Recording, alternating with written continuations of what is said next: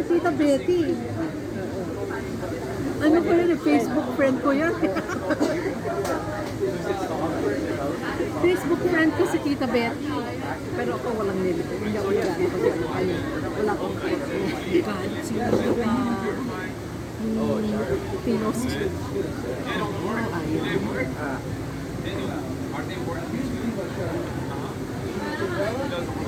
Nagalit siya.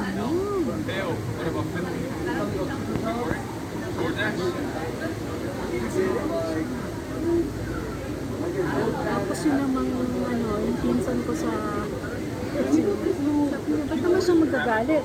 Naintindihan ko dati kasi buhay pa si ate Nene. Dahil diba sa siya, internal revenue. So, wala na siya ngayon eh. Sabi niya, ano ba naman? Dapat, hindi tsaka dapat pala iyan mo kasi unang-una dapat ilalagay sa yung mga gano'n para yung mga old friends nakita